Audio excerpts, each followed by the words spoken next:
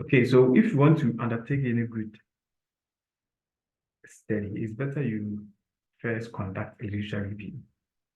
And the reason why you have to conduct a literature review is for you to understand what people have done in the past. And based on what people have done in the past, you can build on what people have done.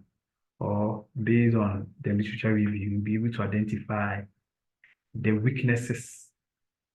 The weaknesses is what we normally call in literature or in research as gaps.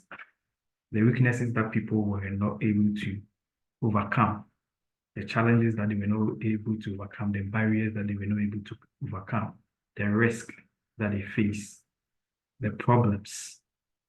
So based on literature review, you'll be able to identify what people were not able to cover, what people were not able to do in the past, and what you can do to either solve that problem that people were not able to solve, or to overcome the challenges that the people were not able to overcome. So that's the purpose of literature review. So literature review is not just an aspect of a paper or any research. It's an integral, it's a very important aspect of any good research study. And for you to conduct any good study, from my experience, from my PhD studies, you first need to tackle your literature review. So normally when I'm starting to help people to know how to write papers, I start from literature review. Not because it's only literature review that I know how to write, because I write a lot of papers, including econometrics papers, empirical based papers. So it's not only literature review because I write so many other, but the reason why I always start from the literature review is to help people to understand what people have done in the past, the gaps which are existing, and what they can do to overcome these gaps and issues. So what we are going to do today, and then the subsequent meetings that we are going to have, is that we will tackle the literature review. We'll tackle the literature review. And another thing too that I also do is that normally when I'm helping people, I'm teaching people, I do my best to pick a topic. That is why if you check the page, I put on the page the topic that we are working on. I pick a topic, and then based on the topic, I help you out to know how to go about writing the literature review. I can teach you the literature review in a form of just like doing a lecture, where I just do a lecture, come and give you a lecture like the way maybe you go to class and your lecturers or your tutors help you to understand some things, some subjects or some topics. I can do the same, but I prefer it to be done in a practical way. Whilst you are learning how to go about a literature review, we will apply the knowledge that you acquire from me to a topic. And out of that, we get a paper from it. So that in future, if you also want to do the same thing, you can do it yourself. Okay, so that's what we are going to do. So in this, I'm looking at within 2 months, but maximum, hopefully within the next 3 months, I'll take you through all that. And within this period, what I'm going to do is I'll take you through each section of the literature review, each of the sections of the literature review. So today, what I'll do is I'll introduce you to the topic, and I'll also take you through what we call search engines, where you can get access to literature, where you can get access to data to undertake your research. You are free to ask questions as I'm going on. If you have any question, you can ask. So it's a form of a meeting at the same time as kind of a lecture series. So you are free to ask questions if you have them. When we are about to end, then I'll give you the opportunity to introduce yourself. Because it's going to be brief, like maybe 35 minutes. Introduce ourselves, and then We introduce ourselves properly. We put it that way. And then from there, we go out. So we'll do this within the next 1 hour. Yeah, within the next 1 hour. So, and I try my best to make sure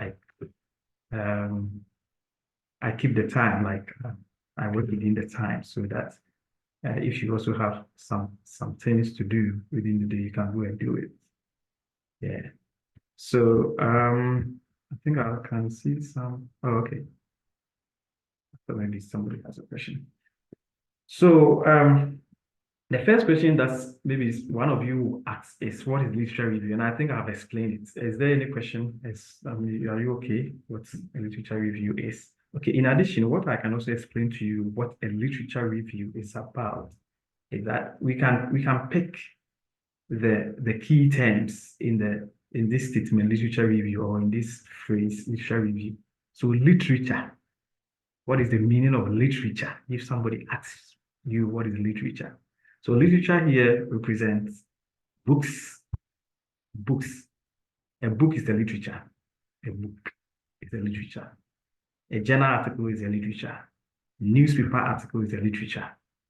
The things that you read online, most of them are literature. Okay. Literature can also come in the form of project reports. Some of you have been working on projects, and some of you have seen some project reports. A literature can also come in the form of a textbook. A textbook is a literature. A literature can be a journal article. I'm going to show you some of them so that you understand what a literature is. So a book,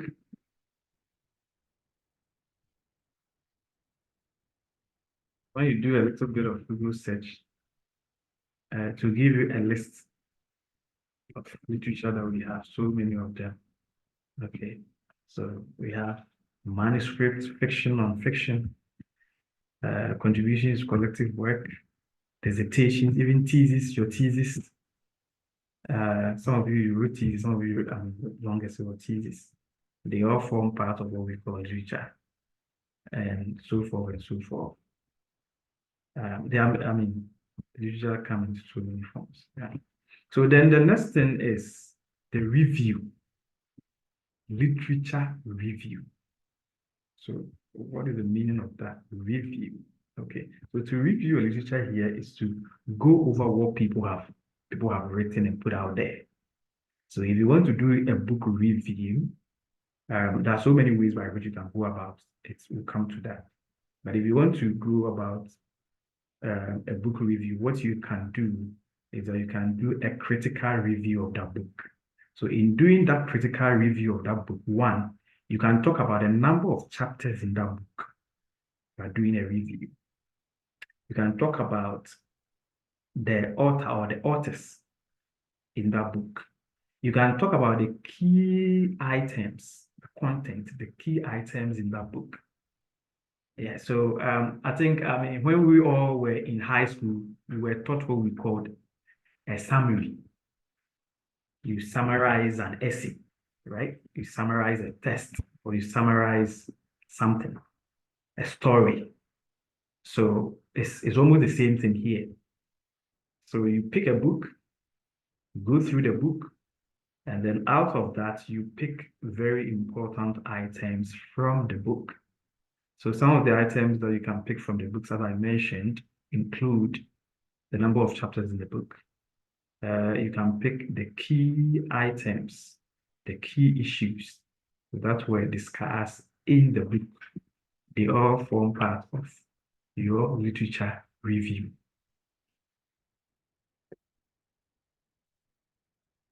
Also, you can even talk about the number of references. The references. That who and who did this book reference them. But in our context, the kind of literature that we are so interested in, you can, okay, before this, we can also do report review. Reports. So you can assemble a number of reports. Let's say you go to KMA, AMA, and then you collect all the documents concerning projects that people have done over the years in Kumasi or in Accra or in Takrady or in Cape Coast or whatever. And then you can start going through them. And when you are going through them, you can pick important items from these project documents. In that case, you are doing a literature review. So is it okay? Is it like understood? Yes, please. Good. But in our context, what we are doing is that our focus is more on what we call journal article review. Here we are interested in what people have written in the past concerning a topic or an area of research. And then we go through what they have done and we pick important items from their articles. So I'm going to give you an example. So I don't know some of the topics that some of you are working on or you worked on during your dissertation or long essay, but maybe some of you did off-site construction. Some of you did maybe you wrote about road construction. Some of you wrote about building construction. Some of you wrote about and so many of them. So you can pick these topics, any of them, and then you can start searching for what we call journal articles. So you gather all the journal articles that people have written about buildings in Kumasi. I'm going to use Kumasi as an example. So you gather all the articles that people have written, all the journal articles that people have written in Kumasi, about Kumasi, or in Kumasi concerning the buildings. It could be like, we have different types of buildings. It could be school buildings, residential buildings, commercial buildings, and so forth and so forth. So you can even go down, or you can even narrow the whole thing down to, I'm going to look at only buildings in Kumasi which are related to residential buildings. So in Kumasi, for example, you can take an area called Atasumasu, you can take an area called Bantama, you can take an area called Tafo, you can take an area called Dichemso, South Intreso, Bomso, Buedi, Odiu. So you can decide to just pick studies that people have written specifically on an area like Kentin Kron. So you gather all the articles, journal articles that people have written about residential buildings in Kentin Kron. And then you read through, you go through these documents, and then you pick important issues from them. And based on that, you use them to write a report. If you do that, you have done a literature review. Is that okay? Is it clear? Any question? Yeah.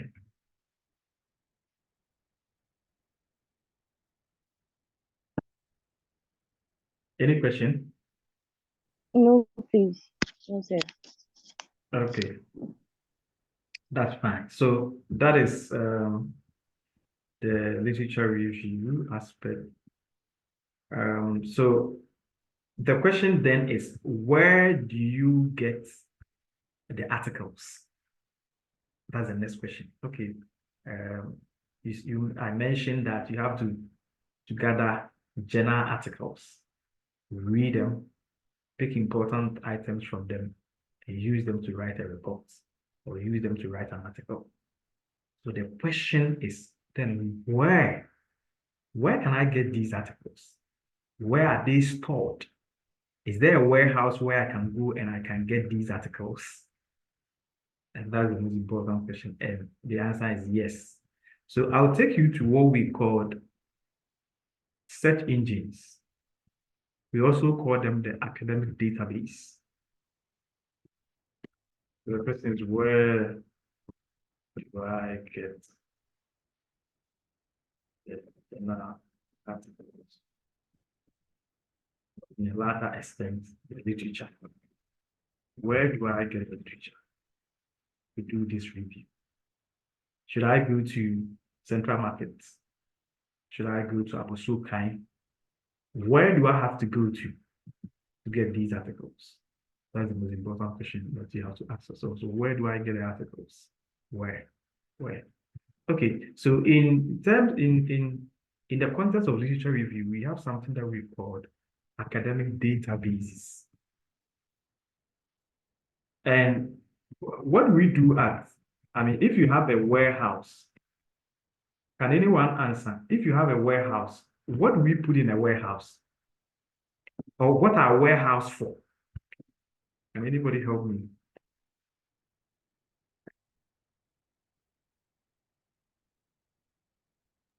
And I think warehouses are sort of like storage places. Good. So Yes. warehouses are storage areas, buildings, or systems where we store whatever we want to store.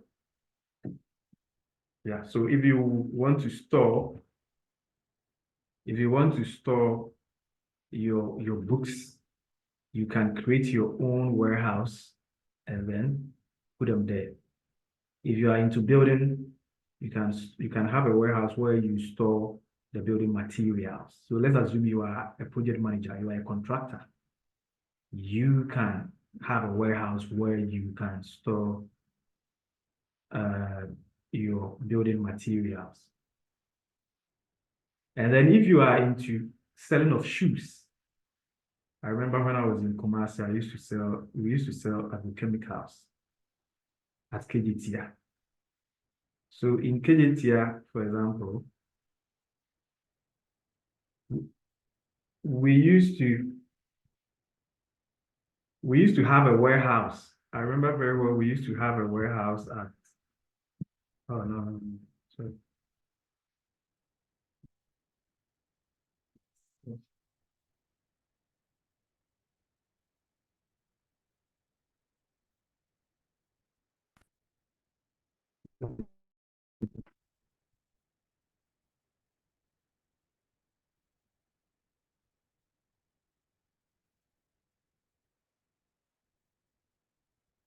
I remember when I was in Kumasi, or when we were in Kumasi, we used to sell agrochemicals at KDTR, agrochemicals, all these fertilizers and all that we used to support farming. We used to sell them at KDTR, Pampaso specifically. And I remember we used to have a warehouse at the Chamso. So I remember, after we have sold the items, some of the things that we have at our, the store, we'll go to the Chamso warehouse and go and pick some of the items that we have stored there. And sometimes we don't wait for the things to get finished in the store, but we just go, go to the Chamso warehouse, go and pick some of the items, come and refill the store. So that's what warehouses are for. In academia too, we have a warehouse. In academia, we have a warehouse. And these warehouses are not used to store the physical items that we know. They are not used to store iPhones or building materials or agrochemicals or something, but rather they are used to store literature. So these warehouses are used to store literature, or to bring it down, journal articles. Okay, so as I mentioned, we don't call them warehouse, but in academia, we call them academic databases. Or when you are reading and you come across the word bibliographic database, or you come across the word search engine, they are all the same. When you are reading and you come across words like academic databases, bibliographic databases, or search engines, they are the same.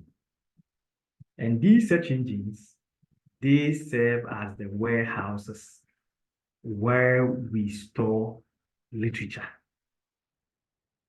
So what are they? And what are their names? And where can we find them? Very simple. Some of you know some of them already, but I think maybe you have not paid attention to what they stand for.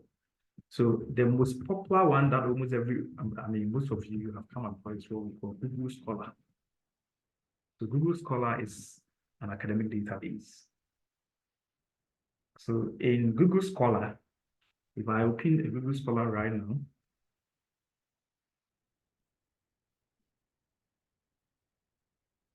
I'm taking it there. Let's do a normal simple Google search.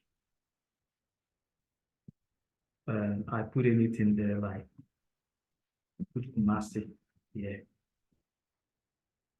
It will give me thousands, and if it's possible, millions. Okay, here I got 1,000. Let me do it only for Kumasi, not add the metropolis. Oh no, somebody's close Kumasi. Okay. Anyway, so all things being equal, the Google Scholar is giving me 149,000 results. There are 149,000 documents that are in Google Scholar concerning the word Kumasi. Kumasi. So people have used Kumasi, people have written articles concerning Kumasi. People have conducted studies in Kumasi. People have written about Kumasi. People have given so and so in their books about Kumasi. People interviewed people in Kumasi. People conducted a survey in Kumasi, blah, blah, blah. So they are all here. So all the articles that people have written, which bear the name Kumasi, when you search for them in Google Scholar, they will be giving you 149,000. So we have 149,000 documents on Kumasi. Okay, any other thing? Let's assume you also want to check something like Ghana. Ghana, we have 2 million documents, 2.6 million documents here. 2.6 million documents in Google Scholar concerning the word Ghana. Okay, so in Google Scholar, if you want to conduct a study, if you want to conduct any review about issues concerning Ghana, Google Scholar is having 2.6 million, almost 2.7 million documents. Literature, some of them are books, some of them are journal articles, some of them are conference papers, some of them are reports, some of them are policy documents. They have been stored in the Google Scholar for Ghana. Okay, so if you are a researcher and you want to get a literature, so the literature in this context would be like the agrochemicals. If you want to go and pick one of the agrochemicals, okay, you have to come here. You have to come to this warehouse. You have to come to this storehouse and then come and pick one of the items. Okay, is it okay? It's everything okay about the database. So Google Scholar is the first one. So if you have a question, you can ask me. So Google Scholar is the first one. Now we move on to the next one, which is very popular. I'm going to give you the ones which are very popular in the area of construction management, because we have other databases too, but I'm going to give you the ones which are very popular, which researchers in the construction management field, they use to conduct their research. Okay, so the second one is what we call Scopus. Scopus. This Scopus is owned by Elsevier.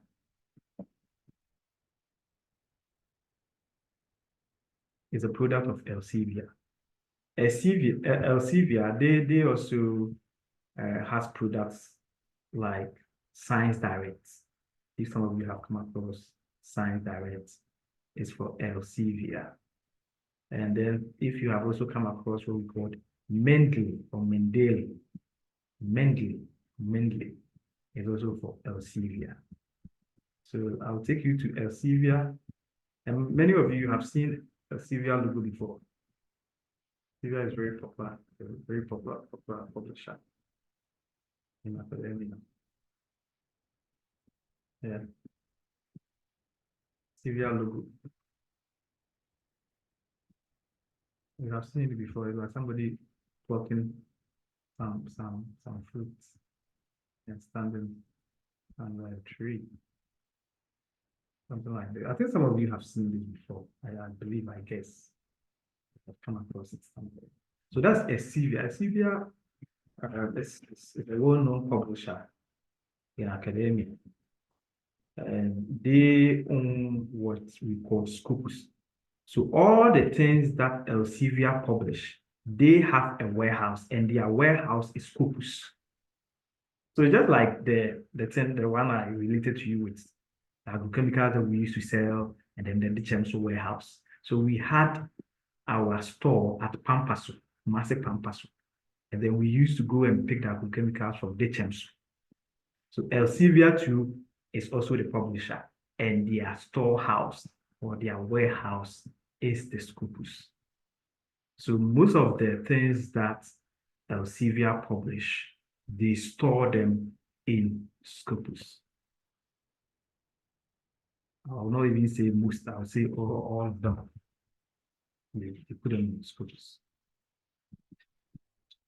Okay, so that's Scopus for you. So we'll be using Scopus very soon.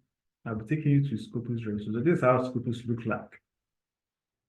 Yeah, I will take you there as to how to do the searches and all that. Then we have the next one, which is also very popular in the construction management field, called Web of Science. Web of Science. So Web of Science too is also very popular, and it has been used by many researchers in the construction management field. Okay, so Web of Science is owned by a company called Clarivate or Clarivate. Clarivate. So just like Scopus is owned by Elsevier, Web of Science is also owned by the Clarivate. So Clarivate, they own what we call the Web of Science. So Web of Science is also a storehouse or a warehouse where you can get literature or you can get items from to undertake your study. Okay, so what are some of the products that Clarivate has? So they have things like endnotes. Maybe some of you have heard the word endnotes. Endnotes. Endnote is purposely for referencing. Endnotes. So endnote is for Clarivate or Clarivates. So it's for them. They own it. It's for them. Yeah. So if you want to, I mean, very soon I'll introduce you to the endnote as well. But I think the unfortunate thing is that I don't think it's likely that some of you will get access to the Clarivate and even the endnotes, because I don't know, but is there anyone here who is using endnotes? Is there anyone here? Sir, I don't. Okay, you use endnotes. Okay, that's great. Yeah. How did you get access? I mean, did you just or it was you purchased, or how did you get access to that? No, I actually said that I don't. I do not Okay, you have don't. access Oh, or use okay. it. Okay, that's good. I'll see. I think because of the amount involved, it's normally hard for people to subscribe. If you are not affiliated to a university or a school, it's hard to get access to the endnote. Yeah. Okay, so that is another another one that you need to know. Then we have the next one, which is also very popular in the construction management field, called ProQuest. ProQuest. So ProQuest too can also be a source of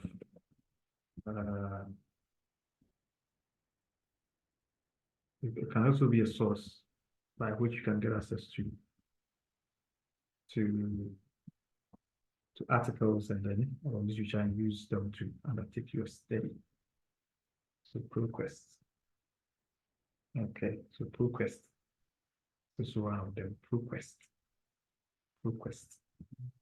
Then the last one, maybe I'll talk about, because the other ones, I'll not be able to get time to go through all that, because today I want us to start. Actually, we will start writing a paper, or we have just started writing a paper. So we are going. There's no stopping once we start. So unfortunately, what is going to happen is that those who are not able to come today, I need to take them out of the group, because what is going to happen is that once we start, we don't stop. And I don't want anybody who will come later and try to be like, oh, I was not there, I didn't understand, blah, blah, blah. No, once we start, we don't stop. So what is going to happen is that some people will go out of the group, so that few who are around can be able to concentrate and get the paper done. Honestly, the paper, I've already written the paper. But the reason why I decided to do this is to just take you through, so that you also get some things for yourself, some skills, you gain some skills to assist you to write your own papers in the future. Yeah, so the last one I will talk about is what we call PubMed. PubMed. So PubMed is also very, okay, dog, have a nice day. Bye.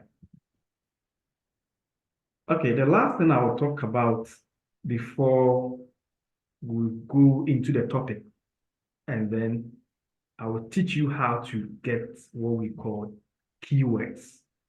Because before you get into any warehouse, or before you enter into any house, you need a key. Before you enter into your room, you need a key. Even if the room is rented, or even if you rented a room, the owner of the room or the owner of the house has to give you a key. So I will take you through what we call keywords. How do you enter into these databases?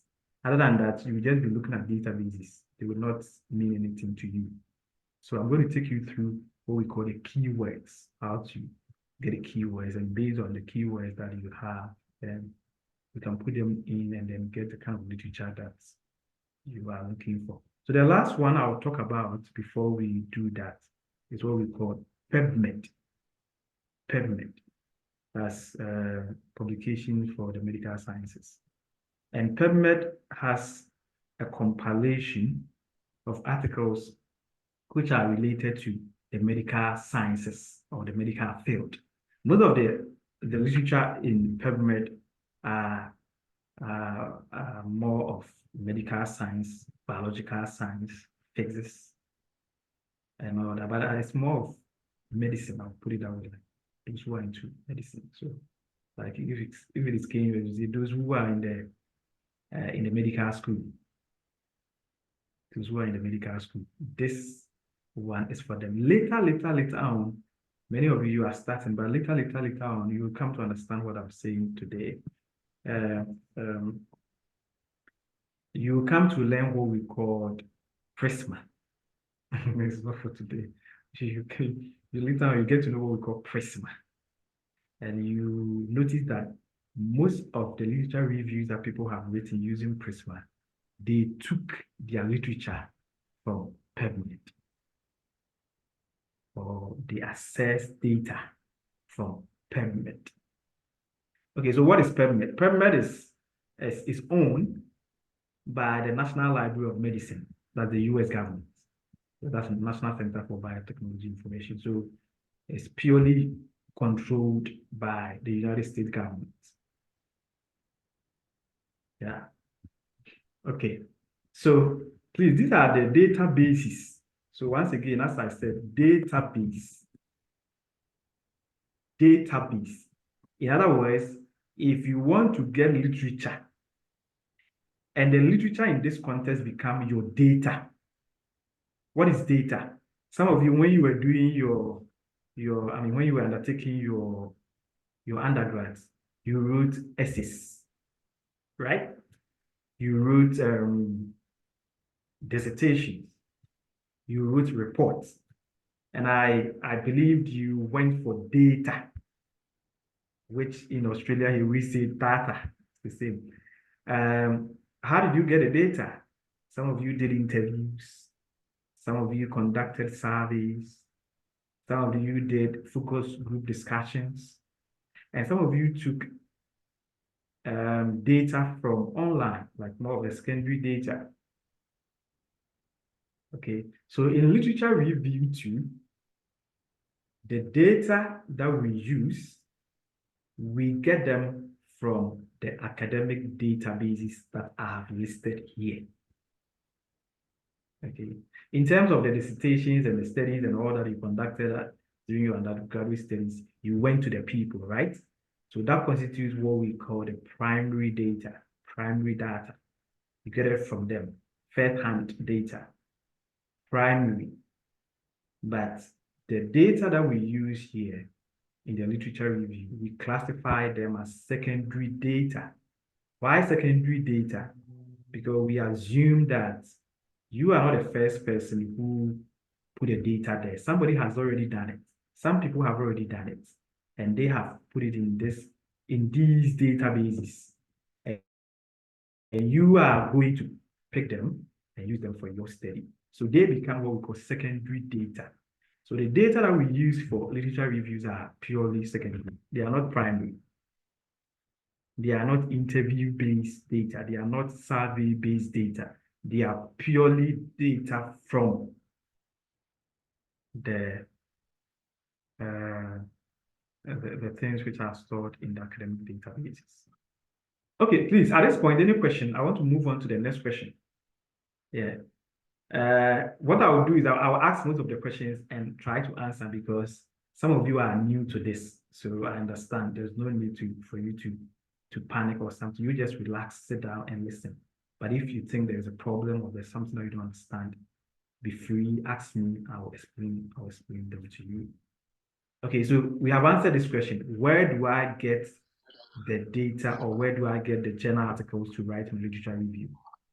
And I have pointed you to the academic databases. Go to the warehouse and go and pick the data from there. Okay. Any question before I move on to the next question?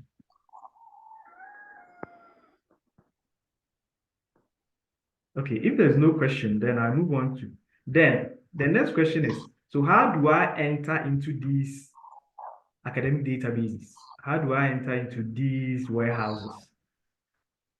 Please, Daniel, can you mute your audio? Thank you. Did you close my alarm? Daniel. Hello, Daniel. Hello, Daniel. Good. Okay, thank you. Daniel, please put your audio off. Thank you. Okay. Or you have a question? No, thank you. Okay, thank you. So the next question is, okay, now I know my warehouses. So as I mentioned, I'll still use my agrochemicals thing. Daniel, can you put your audio off? Sorry, but I'm having a little problem here. I'm coming.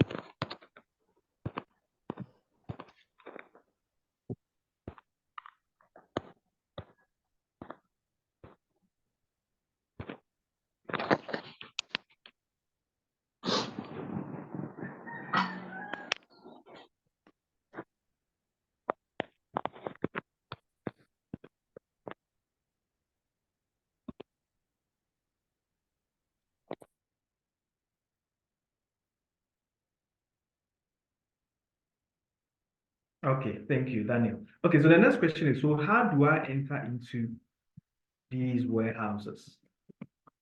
So just like how I used the chemicals thing as an example, before you can go into the chemicals, I remember before we go there, we go and pick I'll go and pick the keys from my mom, and then I'll go there with one of our drivers, and then I'll go there, I'll open the warehouse and then pick whatever I want to pick from there, and then close the warehouse and come back to the store.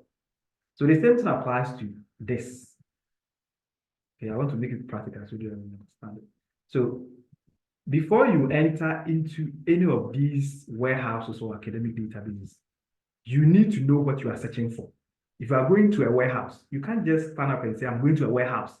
Let's assume you have a very big warehouse. You just get up one day, go and open the door and just be roaming about in the warehouse. That's not how we do it. What you need to do is that before you even go to the warehouse, you need to know what you are going to look for, what you are going to search for. Maybe as you are about to go to the warehouse, you are thinking about going to pick iPhones, 15 iPhones. Or you are going to pick about 20 water bottles. So you have all these things listed before you get there. And I think that's what we all do, right? Even in our houses, if you have a place where you store your things, before you even go there, you know what you are going to look for. So the same thing applies to this. So before you get to this or this academic warehouse, any of them, you need to know what you are searching for. And that will lead us to you conceiving what I called a research topic or a research area that you want to research into or you want to investigate. So yes, these academic databases are there. They have so many literature and blah, blah, blah. What should I search for? Okay, so you can have an idea or you can conceive an idea that I want to go and look for net zero projects in Ghana, net zero projects in Kumasi, net zero project in Tamale, net zero projects in Boko, net zero projects in Ouagadougou, Kaduna, or Pretoria. So that will lead you to, or that will lead us to the conception of the research area that we want to research into. So in our case, so before our part of the keywords. So in our case, we want to look at net zero target or agenda, and then public private partnerships. Yeah, well, there are so many issues in academia that you can research into. There are so many topics. There are so many. The topics are so many. So many. Okay, so many of them.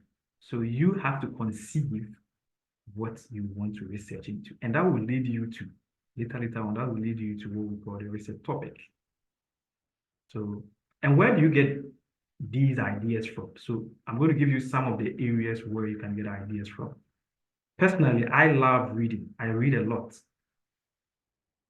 And when I say reading, I'm not talking about only academic books. I do a lot of reading, news. I follow news. I follow the news.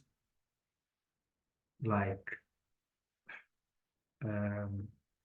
transgender rights, LGBT rights, women's rights, climate change, so and so. You need to know all of them. Here, please, I'm not talking about, I'm not going to tell you whether these things are good or bad. I'm not here to judge or to tell people what the things which are good or bad. That's not what I'm here for. I'm just giving you some of the issues going on or whatever. Yeah, generic. And you as an academic, be interested in reading some of these things, even if you don't support them. Okay, even if, I mean, if from the religious point of view, you don't support them, you still have to know them. I know people who are against climate change. In America, it's a hot contested issue in America. Those who are at the right wing of the American politics, they are against climate change. And those who are the left wing of the American politics, they support climate change. Okay, so depending on where you are, your culture, some issues you may support, some issues you may against. But you, as a good researcher, what you have to do is that even if you don't like them, even if you don't believe in them, you need to still read around them. You shouldn't, one thing that you need to learn in academia is that don't make any, don't see any topic as a taboo. Okay, you may not like them, you may not support them, you may not even go for funding to do any of such researches, but you still need to know them. What are they? Yeah, you need to know them, and that will make you a good researcher. It doesn't mean you support them. I mean, you also need to even support them, honestly, but you need to know them. So when we talk about women's rights, what are they? You need to know as a researcher. When we talk about net zero, because the world has changed. The world has changed from the normal researches that we used to do some time ago, cost management, cost analysis, project costs. Those kind of researches, I mean, they are good. They are good for teaching, like I mean, for classroom teaching. But when if you want to do any groundbreaking research today, people will not be interested in you doing researches about project costs. Why? Because some of these topics, people have done it over and over and over and over and over and over. So in a way, quote unquote, they have become like, quote unquote, is like a cake, or like they are fading away, kind of. Rather, people are interested in current issues, trending issues, things that people are looking forward to in the next 20 years, in the next 10 years. What are some of the things that people are looking forward to in the next, like, net zero agenda is supposed to be achieved in the year 2050? These are some of the things that people are interested in. Things like climate change. These are the things that people are interested in. Things like sustainable development, UNSDG, all the 17 United Nations sustainable development goals. These are the things that people are interested in. Circular economy. These are the issues that people are interested in. But if you go so one of the reasons why I think some of you have tried, or you know some people who were trying to write an article, some articles, they send it somewhere and they rejected it. One of the reasons why people reject them is that some of the topics that people looked at or they are looking at, those topics today, they are not that important. They are not trending. They are not current issues. They are not issues that people are interested in. Going into the year 2050, going into the year 2030, people are not interested in that. In a nutshell, what I'm trying to say is that be somebody who is interested in reading what is going on around you, around the world. That is what you have to be interested in. Artificial intelligence, machine learning, building information modeling, BIM, wearable sensors. These are the things that people are interested in construction, not topics like cost management, cost analysis. These topics, I'm not saying they are entirely bad, don't get me wrong, but what I'm trying to say is that these are topics that people have done it over the years. People see them to be like, there's nothing new about them. There's nothing new. We know them already. No, there's nothing new. There's nothing new under the sun. It's like we know them already. But rather, people are interested in things which are emerging, something that like people are looking into them into the future. These are the things that people are interested in. You get my point? Yeah. So as a researcher, be interested in reading current issues around you. Some of you don't even read things beyond your books. It's not good. You need to know what is going on in Ghana. And when I say read things around you, I'm also not saying go and read things which are not important. There are some things you as a researcher, they are not important to you. Don't be too much fixated in social media. I mean, some things, they are not good for you if you want to be a good researcher. Of course, we all love social media, TikTok, Facebook, Twitter. We all love them, but be interested in important issues which will help you to build your research career. Okay, so that is where you can get topics from. When you read news items, when you listen to the news, when you read articles, you get to know. Currently, one of the issues which has become a very topical issue all over the world is the cost of living crisis all over the world. Cost of living crisis. Because of the COVID-19 recession, the rippling effect is that now most countries are suffering from hardships. So it's not only in Ghana that people are suffering from hardship, it's all over the world. Even though, of course, some countries are better than others, also been before. But it's an issue that is happening all over the world. Cost of living crisis. So if you are a researcher, for example, you can read around like as a construction system. How is the cost of living crisis affecting construction workers? This is a topic, this is a research that if you conduct right now, people will be interested in. You know, how are construction workers overcoming the cost of living crisis? These are the topics that people are interested in. And it's all over in the news, it's all over. Okay, so I've just given you one area by which you can get, or one way by which you can get a research topic. Another thing, or another means by which you can also get a research topic is that get in touch with those who work in the industry. You know, those who work in the industry. I know some of you have friends who work in the industry, and some of you even work in the industry. Get to know, or some of your fathers, your mothers, your uncles, your sisters, your brothers, they work in the industry. Get to know what do they need now, currently, what do they need? I can tell you that if you talk to most construction workers today, they will tell you that if you can give them wearable sensors or some machines that will help them to do their work faster in Ghana, they will be happy. So as a researcher, what you can do is you can conceive this idea, research into it, get some solutions for them, and then off they go. So that's also another means by which you can conceive your research topic. Talk to people who are in the industry, those who are the practical, and I'll even add those who are policymakers as well.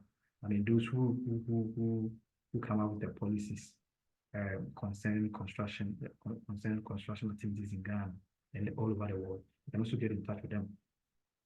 So by doing that, you can also conceive topic. Then another means, the third means is you can also be an avid reader of articles.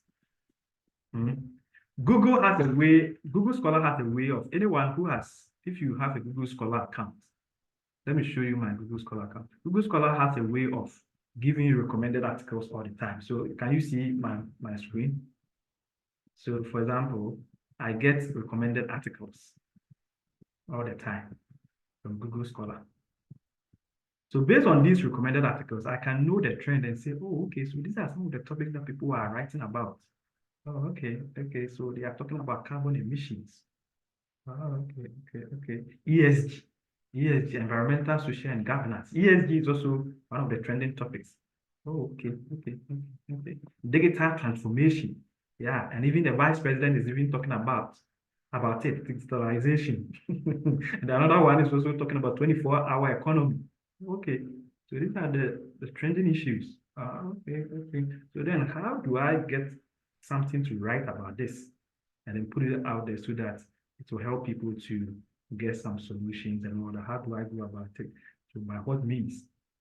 So you can get a topic or you can get an idea about that. And then start from there. So I've given you at least 3 things by which you conceive a topic. Yes. Any question here before I go into the keywords? No question? Okay, so now let's assume that, let's assume that's what we are doing actually. So this is the topic. Based on the readings and everything, I came up with this topic that we should worked on the zero agenda and PPP project, or PPP, that is public-private partnerships. Okay, so now I have the area or what I want to write about or what I want to investigate. So what do I do? The next thing is for me to get the keywords, because I need to get these keywords from this thing I have conceived, and then go and put them in my academic database so that I can retrieve the necessary data or literature that I need to undertake my study. Okay, good. So I need to get keywords. So based on the topic that you have conceived, or based on the area that you have conceived, you can now break them down into keywords. So how do you get keywords? Very simple. So for example, if you take net zero, what you have to do is that you have to look for similar words that we can use to represent net zero. Similar words, similar words that we can use to replace net zero. What are some of them? So I have, so I said I've already written this paper, so I have not worry myself too much so that we can go faster. So some of the words are here. I'm going to put them. So in place of net zero, we can use these words to replace net zero. So words like net zero carbon emissions or carbon emissions.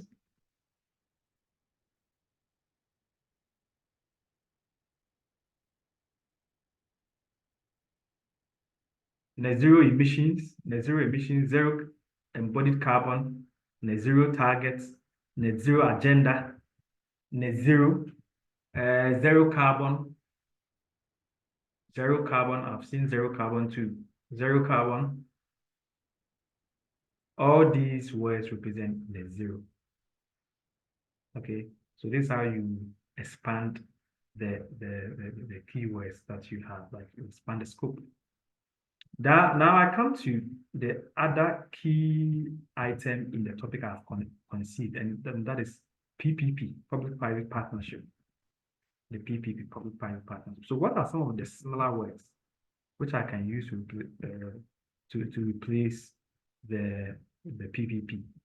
So I have some of them here, which I've already put down. So words like public-private partnership, public-private partnerships, construction projects, PPP projects.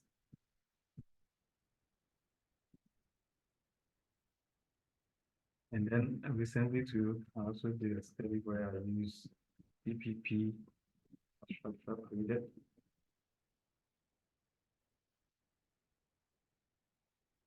Another word, another thing that I can use for this is BOT, which is build, operate, and transfer, because we have different types of PPP. PPP comes in so many forms. We have the BOT, we have the DFBT, we have so many forms. They are lots. Okay, good. So now I have these keywords, which in this context they are representing my keys. Now I'm going to the warehouse to go and search for the data. I think looking at the time, I think we will be ending very soon. Yeah, within the next 14 minutes will be ended. Sorry, let's we are a little bit late. That's fine. So I'm going to one of the academic databases so that I can search for data. Okay, so now I have my keywords. In other words, I have my keys. So I want to go and search for data.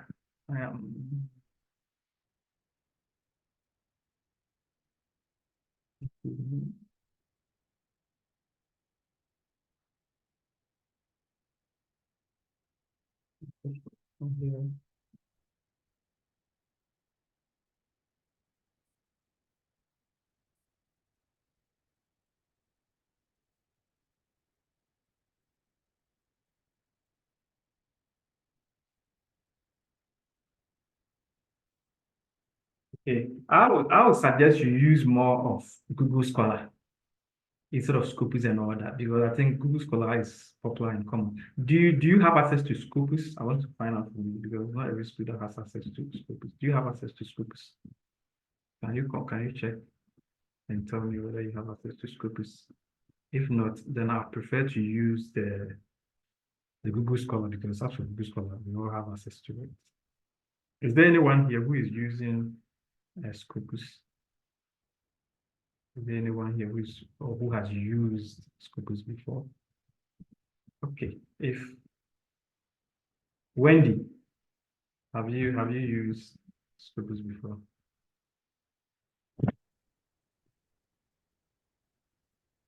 Hello, Wendy. Okay, anyway. You can also put I mean, if I ask something, you can put it in the chat box so that I'll check it. Hello? Yeah, have you used Scopus before? Yes, can you hear me? Yeah, I can hear from you. Have you used Scopus before? Scopus.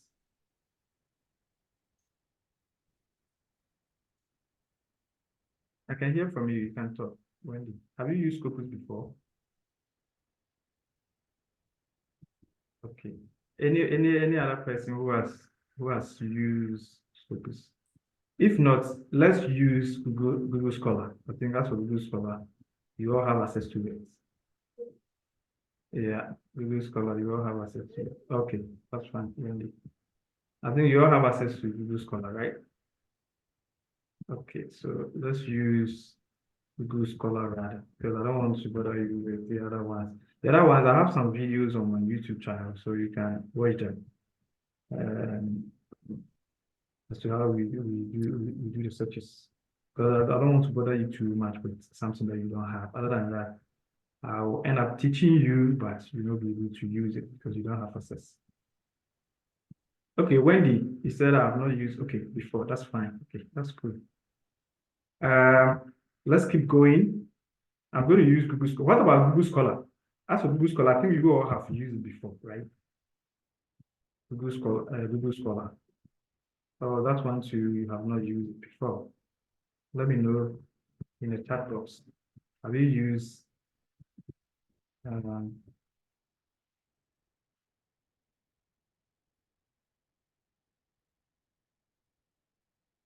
Google Scholar? Okay, yes, I have used Google Scholar before. Okay, that's great. Okay, that's cool. So that means this one, you can all have access to it. Yeah, I'll be ending soon so that we can go. Yeah, because I always make sure our time is 1 hour. I'm very particular about time because I have so many things doing. I'm extremely busy. So I don't joke with the time. You guys were a little busy with like 30 minutes, but that's fine. Probably the next time, I think I'll fix it at 5:30 Ghana time. I think that one will be better. Yeah, looking at the time that you guys came. Yeah. So in Google Scholar, what you have to do is that you have to put in these searches. Okay, so we can put in 2 minutes or the keywords.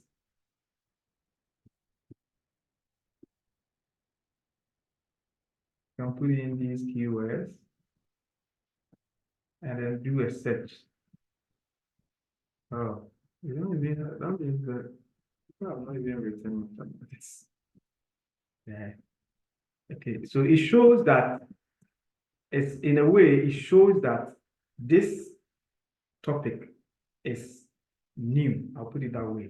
Yeah, I'll say that this topic is new because if you look at the search, it's giving me just only one item. Even after even taking most of the listing out, it's giving me great. And then even if you reduce it to only in the 0 and PVP, still the number of articles are not many. Yeah, because normally when you do a set like this, you are supposed to get maybe 1 million. Then after you do, after you filter or you limit it to some things, then it will come down.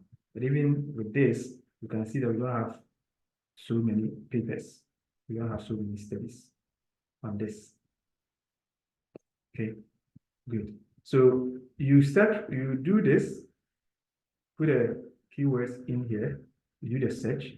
Now the next thing to do, the Google Scholar, one of the reasons why I don't really use Google Scholar is that the Google Scholar has a lot of limitations in terms of how to filter. The filter here means you want to get the most important items. Not all the 4,500 resources will be captured in our analysis. We want to know the most important literature. So the databases that they have some features that will help you to do that include the Scopus and then the Web of Science, and then sometimes with the PubMed, and then episode scopes and all that, and progress. But Google Scholar has a lot of challenges. Because Google Scholar, apart from you limiting it to the year, so for example, Google Scholar, I can say that once you search for articles which were published after 2020, okay, yeah, I want to search for articles which were published after 2020, and it will give me this. Another problem is also with the Google Scholar. The Google Scholar sometimes also tend to capture almost everything, including documents which are not journal articles. Okay, Google Scholar tends to capture everything. Like they can pick any document because very soon, which I'll do that next time that we meet, I'll tell you that you need to pick journal articles for your analysis. The only time that you go beyond the journal articles and pick things like conference papers, and maybe sometimes some people take the book reviews, is when you don't have enough journal articles in a particular study. Okay, but for Google Scholar, anything goes. Yeah. So it has that kind of limitation. If we were to search this thing in Scopus, you see that it will give us a different resource. Okay, let me quickly do that in Scopus and show you something before you go. So let me quickly do that in Scopus and show you the difference. As we just going to be more than 4,000 resource.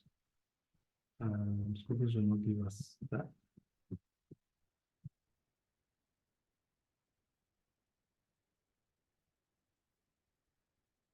But all the same, what you can also do is that if you have time, you can decide to go through all the 4,500 resources and pick the most important items. Okay, so this is the Scopus. So I'm going to put in the 0. And then second key item in my set is published by partnerships.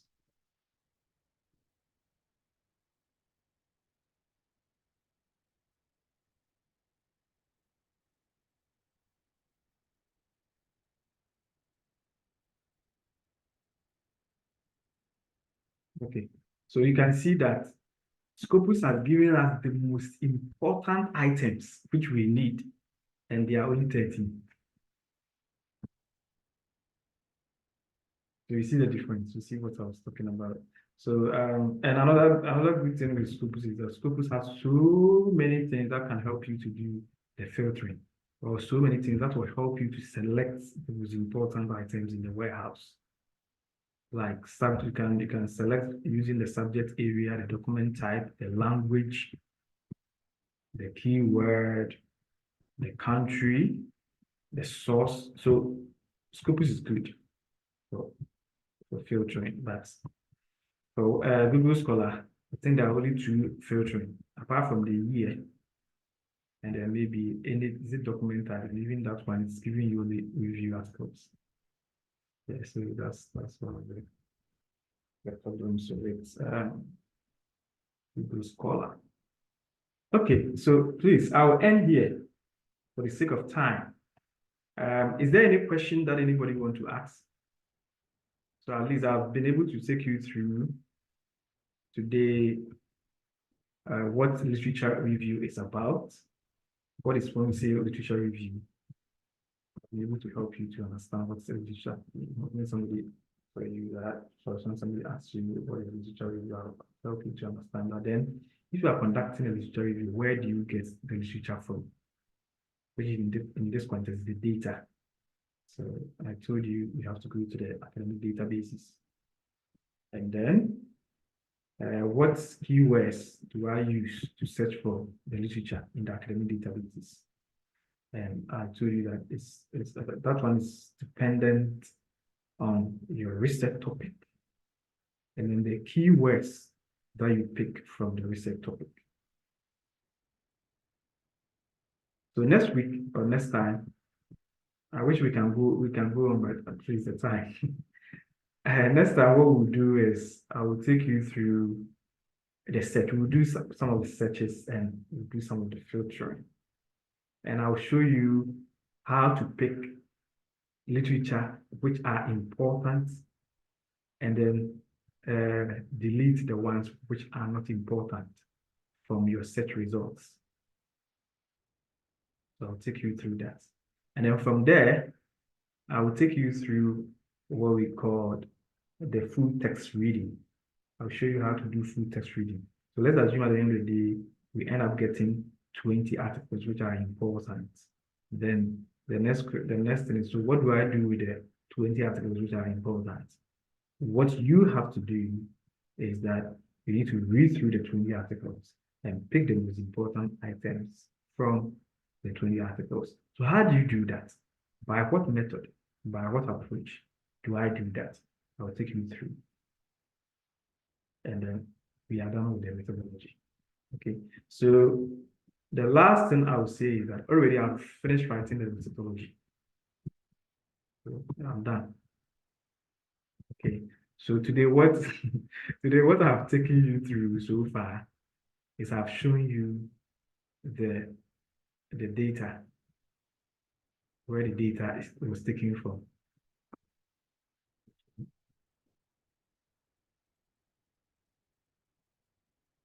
Where the data were taken from in this study, the data were taken from the scrutiny and websites.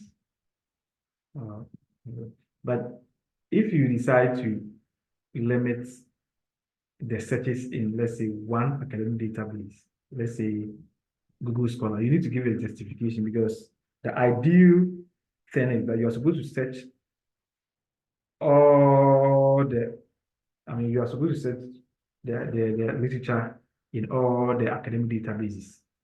If there are 50, you are supposed to go to each of the warehouses and search. But if you decide to limit yourself to, let's say, one academic database or two academic databases, then you have to give us a justification. That's why you are doing that. So in this context, I'm giving that. I'll explain it to you next time that we meet. Yeah, then we can do the screening and selection of articles and analysis. Okay, so yeah, time is up. Before we go, as I mentioned, so I can see that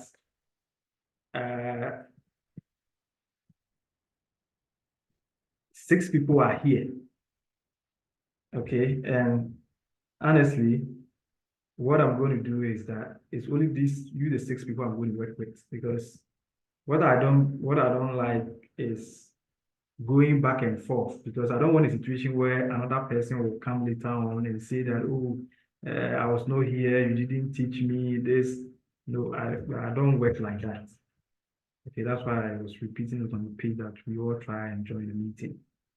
So the 6 people here today are the people that I'm going to work with, unless maybe somebody comes to me and the person is able to give me a very good reason as to why he or she couldn't join the meeting. Yeah, other than that, you are the 6 people here are the people I'm going to work with. So what I will do is, when we meet, I'm looking at maybe next week. If next week is not possible, in 2 weeks' time. When we meet in 2 weeks' time, and I take you through the other sections of the literature review, I'll go ahead and give you this document I've written. Okay, so that you have a feel of it. But in the meantime, you can also decide to conceive an idea and then come out with your own keywords and then do some searches and see how they will go. Okay. Yeah. So I'm going to work with you 6 people, yeah, because I will not encourage this thing where we will not be like this person will come today and unless we have as I said, we have a very good reason. We have a good reason. I'll take you on this thing, but if not, I don't want back and forth, because if you do back and forth, later on the whole thing will be like the person will come and it will be on the page, but the person will not be benefited, and that's not the best. Okay, so we'll introduce ourselves briefly. 2 things. You can decide to show your face, acceptable. If not, that's also I'm also okay.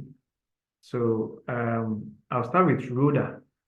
So give us briefly. It should be brief. Yeah. Who you are. Okay.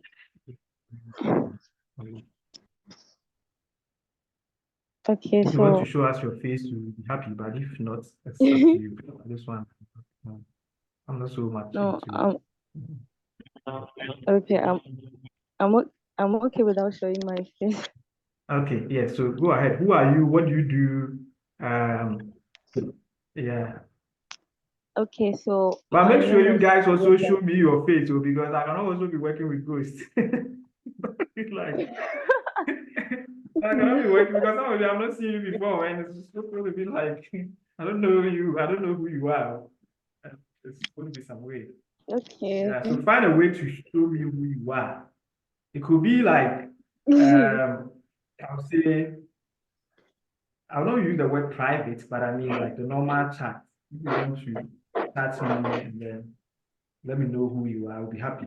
Yeah, even if like not in a meeting like this, or a picture or something, so that we get to know who you are. I can also be working with like who's I've never seen your face before, who you are, like, hey, what's this? Like, okay, Rhoda, please go ahead. Who are you? Sir, What do you do? okay, And what's your background, okay, like your research or your academic background? Give us a brief. Let it be brief. okay. So, my name is Rhoda Gasu. Okay. I'm currently a teaching assistant at the Department of CTM, University, Okay. and I graduated last year.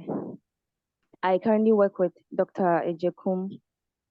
He is more like my supervisor, Okay. and he's more into sustainability. So all research work I've conducted so far are based on sustainability, Sustainability, yeah. like circular economy, yes, circular economy and stuff like that, materials passport, Wow. and these SDGs. Yes, please. Okay, fantastic. So we are welcome, Rhoda. I'm happy to work with you. And me, I'm a Thank free you. spirited person. So I'm available 24/7. If you want us to talk or something, we can chat. But even though we can chat, my focus is on research. I mean, when I say my focus is on research, I mean like Okay.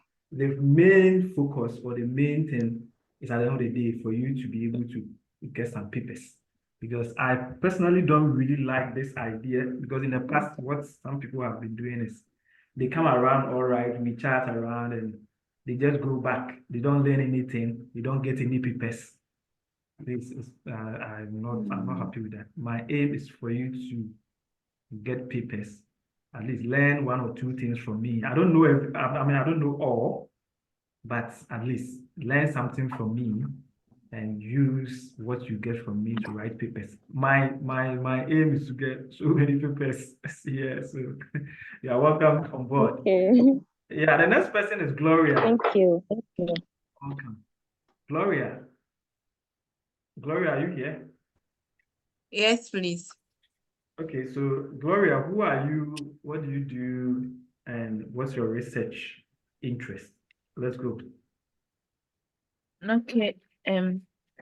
Please, my name is. Please, can you all hear me? Yes, we can all hear Yeah. you loud and Okay, clear.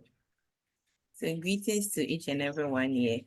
I'm Gloria Kanyawe, and currently I'm at the CTM department as a teaching and a research assistant to Dr. Mrs. Ivy Mamiajua Ego.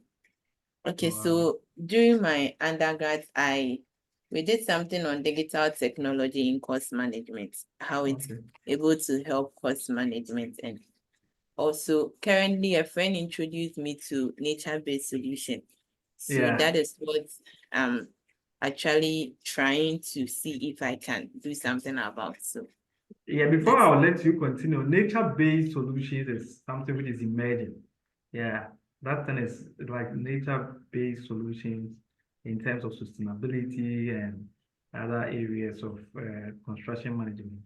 Because yes, please. recently I've seen some articles where people are using that to solve some problems in the construction industry. So it's a fantastic area. And if you can delve into that, I think it's going to help you a lot, especially as you are Yes. preparing to do your master's. Are you done with undergrad? Are you doing Yes, master's? please. Probably. Okay, yeah. So I'm now 7. yeah, okay. So like, I mean, it will help you do your master's studies and also in the future a PhD. So it's a fantastic area and keep going. Thank you very much. You're welcome. So you're also welcome on board. Daniel Markwe. Yes. Good morning. Yeah. Good morning. So I'm Daniel Markwe, Okay. and I was a teaching a research assistant last year, but currently I'm doing my MPhil study in building technology, the Okay. CTM as well. So I Okay, serve Dr. Michael Ni Adi, who is now my okay. supervisor for MPhil study. Okay. So So my what's research your research area? Yeah.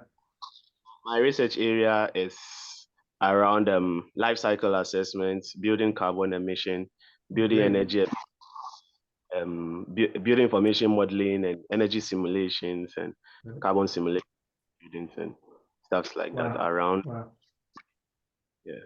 So All right. basically, I do, and I'm researching Okay. into. So my MPhil research is into building information modeling, driven LCE analysis for Yeah. building. Yes. Thank Okay. you very That's fantastic, Daniel. I know one person who is doing something like that in Germany. It's a nice area, which I think is a fantastic topic that you are researching into. So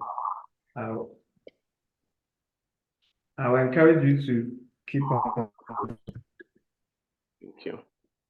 doing because His it's name was Solomon. it's a And Solomon was asked by God one day a question I wish he would ask all of us. yeah. So wow, can you hear from me? Can you hear from me? Is it okay? Yeah. Yes, please. Okay, good. So it's one of the areas that I think you have to keep on going. It's a fantastic area, Daniel. And the eye for PhD. Okay, have you started doing your searches? Have you started asking people, blah, blah, blah? Have you started doing it, Daniel? Yes, I have. Okay, so what I will tell you to do, Daniel, and take this thing from me, and you can ask anyone. What I will encourage you to do it now is that be somebody who is so interested in producing papers. If you want to get a PhD offer, you can write this thing down. If you really want to get a PhD offer, be interested in drafting, submitting, and publishing papers. Okay, so I'm happy that you have decided to join us on this project, which we are going to get a paper, but I will encourage you to also expand your scope by publishing more papers. Okay, so start now. You don't need to even finish your master's, your MPhil before you start publishing. You can start now. What you can also do is you can also ask friends. I mean, if you know somebody who is writing a paper, you can decide to collaborate with the person. You can talk to the person.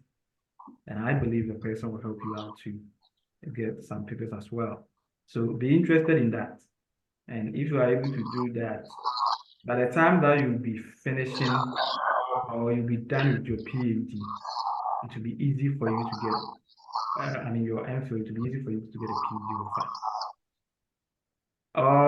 Where are you looking at? Are you looking at Ghana, outside? Because maybe you have an eye on Ghana. Do you want to do your PhD in Ghana or outside? Yeah.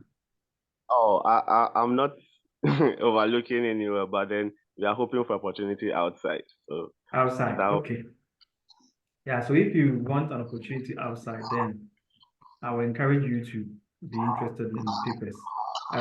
In Ghana, I don't really know how your department, you go about selecting PhD students, but here in abroad, now it's the thing is almost becoming like the norm or the standard that before you apply for a PhD offer, you need to have about 2 or 3 papers published already. Yeah, and you can look at the trend. I mean, you can look at some of your seniors. And, I mean, that's what they did. There's this guy called, is it Petrie Hayford? Petrie, right? Or Petrie? Yeah. Yeah, Hayford. He has papers. Check his Google Scholar profile and all the other people that I know. Yeah. The only university where you can get a PhD offer straight away without papers, as I know now, it's like Hong Kong Poly. If you have a first class from your undergrad, then you can get a PhD offer without even papers. They can give it to you. But other schools that I know, you need to show them that you have the capacity to undertake very good and groundbreaking research. And that one will be seen in the papers that you produce. So you need to be interested in that. Yeah. Okay, Daniel, thank you so much. Welcome on board. Dark wings. Is it dark wings or dark wings? Or dark wings? Dark and wings. Who is that? Please, you are the next person to talk. Let us know who you are, what you do. Hello. Yeah. Please go Hello, ahead. good morning. You hear me? Yeah, we can hear from you. Yes, please. Please, I'm set always. Set Owusu. Okay. Yes. What do you do? What's your background? Are you working? Are you a student? Are you a TA? Are you a professor? Let us know who you are. Yeah. Okay. Yes, please. Yeah. So I'm also a research and teaching assistant at the CTM department. Oh, okay. Yes. I'm working under Reverend Professor Frank Fuga. Yes. Oh, so Yes, you are please. working with Reverend Fuga. Yes, please. Okay. Then you know Amma, right? Yes, I know Amma. Yes. Amma in the United States. Yes. So for my undergraduate research, I was supervised by Dr. Michael Adesi. Yes. And we also worked around nature-inspired solutions for design and construction of green buildings. Yes. Our topic was biomimicry. Have you been able to produce any paper out of that, or they are still working? We've not done that yet. Oh, okay. Yes, please. Okay, yes. Fantastic. Where do you live? So I live in Obuasi. Oh, okay. What's on my line? Who is that? Who is that? Who is there? Gloria. Hey, Oh, please, Gloria. Oh, okay. I'm very sorry. Gloria, are you also from Obuasi? No, please. I'm at Oh, Supplement. oh, Supplement. Oh, okay. That's good. Yes. Okay, Seth, you are welcome. And I think we are going to have a good time together. As I said, what I'm interested in is we focus on papers. That's the purpose of the group. Okay. It's the group is not a a fan club, or it's not it's not a fan club to come and cheer me up. It's a group to produce papers, for you to learn to produce papers on your own and also as a group. So make sure you take active part in this group, and at the end of the day, you are going to benefit. if you Yes. do that. Yeah, so you're welcome. Wendy. And then Thank after you. that, Felicia, then we go. Yeah, you're welcome. Yes, Wendy. yes, please. Yeah. Yeah, hello. So, Can you hear me? yeah, Wendy, yeah, I can hear from you. Please talk. Yes. So I'm Wendy Noako. Okay. I'm the resident quantity surveyor at the KNUST Teaching Hospital project with Oh, Consa wow. Limited.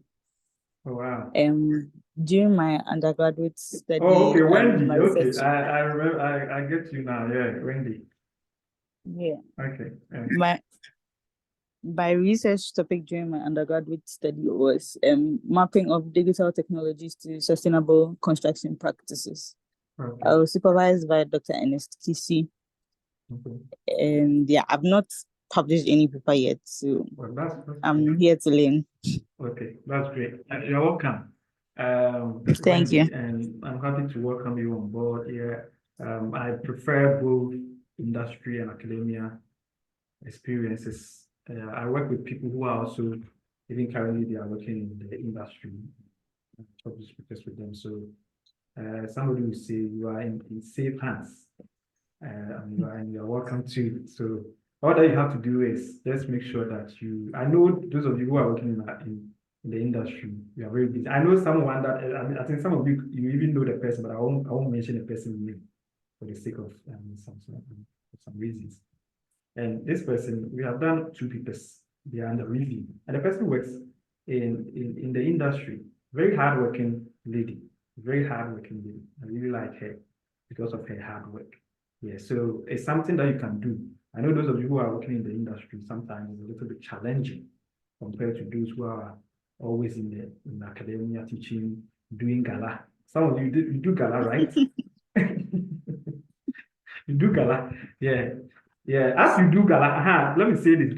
As you do gala, make sure you convert the gala thing into papers.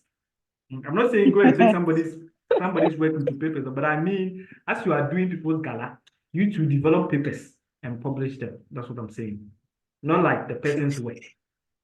But I mean, you just make sure that you also publish papers. Yeah, so Wendy, you are welcome. Felicia, you are the last person here. Then I also come in, introduce myself briefly, and then we go. Yeah. So please, Felicia, go. Good morning, everyone. Yeah, good morning, Felicia. Please, I'm Felicia A. Dudonko, a teaching assistant at the CTM department under Dr. Michael Adesi. Okay. Hey, the My secrets are here. undergraduate,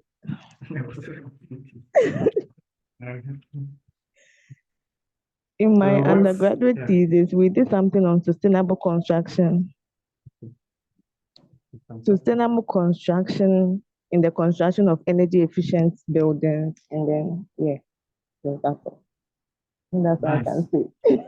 Yeah, you're welcome. And I'm happy to Thank work you. with you as well. Do you have any intentions of doing your PhD, undertaking your PhD in future? Yes, please. Okay, so make Yeah. sure you get some tips from me as well as how to go about it. The same thing applies to all those who are teaching assistants. Yeah. For somebody like Daniel, he's like one step to that place. Oh, long. I mean, has some there's few years. Daniel, are you in the first year, second year, what? Last year, what? I'm in my first year. In your first year, okay. So you're almost there. So for Daniel, he's almost there. But for you guys, you are down there, but you also get there very soon. Yeah, because what I know is that if some of you work so hard, you can even do your MSc, and from the MSc you can get a PhD straight away. And those of you who are TAs who, if you were able to get a first class, I'm told first class in your department is supposed to be like, is it 70% or 60%, something like that? Yeah. So Yeah. yeah. So those of you who are able to get 70%, I also encourage you to start looking for a PhD offer. You are eligible in some schools. like Hong Kong Polytechnic University, because I know somebody like Akomea-Frimpong, who I work with. He is also there. He went straight from the undergrad to PhD. So you can try your luck. I mean, you can try your luck and see whether it will work for you. Yeah. So before I go, I also introduce myself. My name is Isaac Akomea-Frimpong. I completed my PhD in construction management in Western Sydney University. That's the school that I'm still in. Like I still work here as a tutor, like we see, we see assistant lecturer. And I am from Ghana. I'm from Ghana. Actually from Kumasi, Bantama to be specific. Bantama to be specific. I'm from Bantama. I went to Akomea School, and I went to University of Ghana. I was not in Tech. I was in Legon. And from there, I came to do my PhD. And I've had a lot of collaborations and working experiences with some of most of your seniors, or I'll say some of your seniors. I'll not say most, because most is another percentage. Some of your seniors. And then the most important one I will mention is Dr. Augustine Cooker. Dr. Augustine Cooker. And then maybe another one who is now also close, we do things together, is Dr. Abba. I know some of you know Abba. Dr. Abba, who recently graduated. Yeah, so I know most of your people, and they also know me, and we work together. They are fantastic people. I love them, they love me. And then we are here. I live in Sydney for now. At the same time, as an assistant lecturer in Western Sydney, I also lecture in a college called Essential College. I'm also a lecturer there. And then I also serve as a senior research fellow at Bond University. So currently I work for 3 institutions. Yeah, so as I said, I'm a very busy person. And I also serve as a reviewer, as a guest editor, and so many other things. Yeah, so you are welcome on board, and my focus is on research. So let's try as much as possible and work hard. I'm very free, and I'm that kind of person who I don't really like to impose things on people. I'm not like, that kind of thing where like Ghana would say, hey, or even, hey. Like I'm not like that kind of. I'm just free like that, but I'm serious with what I do. So you may see me to be somebody who is not even serious, but I'm very serious with what I do. So, but because I'm free and I allow people to do whatever they like and all that. But make sure you also don't use that opportunity because I'm free, I'm kind, I'm okay, that you also don't use that opportunity to misbehave, one, and also not take me serious, because if you take me serious, if you don't take me serious, somebody will say you cut the wrong meat. Like, you discover something about me and you'll be shocked. Yeah, so that's how I do my things. I'm very free, like I'm easy to approach. If you want us to talk, I can spend so many hours with you, helping you with whatever thing that you want to understand, blah, blah, blah, including your personal issues and all that. But the focus is on research, papers. So as Dr. Augustine told you, the same thing that I do every day, like I do the same thing. Support people, I teach people, I help people to write research papers. So make sure you take advantage of that. And all these things I'm doing, they are free, because I don't charge a person. I don't charge anybody money.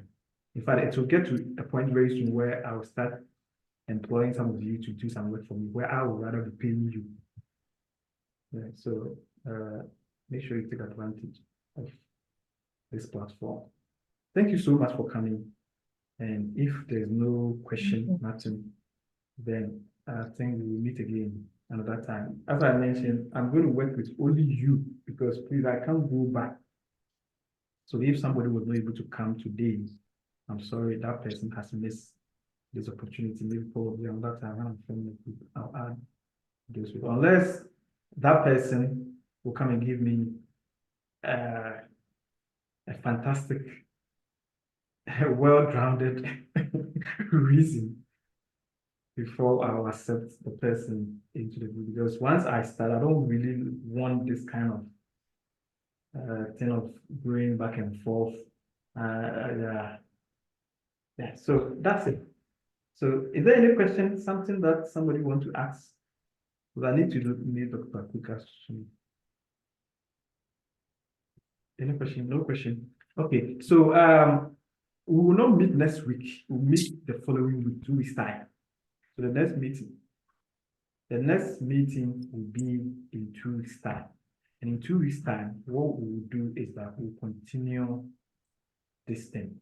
And I want to find out from you, is the 5 okay or 5:30 or 6 a.m.? Looking at what happened today, let's be honest and let's just say what is okay for us. I'll also be okay.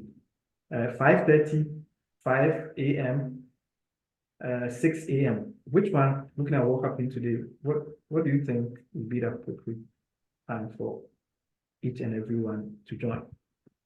Okay, let's check the chat box. 5 a.m. Okay. So set is saying, then set, make sure you can join 5 a.m. Okay, 5 a.m. is okay. Are you all okay with the 5 a.m. or it should be 5:30 or 6? Okay, let me check other people. 5 a.m. 5 a.m. Okay, that's fine. Okay, so now 5 a.m. So all the best. If you have any question, personal things, you can also reach out to me to ask questions because there's not everything I think I was able to say, and there's not everything I can also discuss with you here on this platform or in this meeting. But any other thing that you want to discuss with me personally, I'm open, so you can reach out, we can chat, we can talk, and then we can see the way forward. Okay, so that's all. Thank you so much. I'll share the recording with you, those of you who came today. Yeah, because I'm not going to put it on. Even if I put it on YouTube, I'll make it private and share it with only the people who came here today. Because as I said, I just want to concentrate on you. Yeah, let's get focused and move on. I just don't want distractions. Yeah, so that's what I'll do. Please, is there any question? If there's no question, I bring the meeting to a close. Have a nice day and enjoy your Saturday. Bye-bye. Bye. Bye. Bye.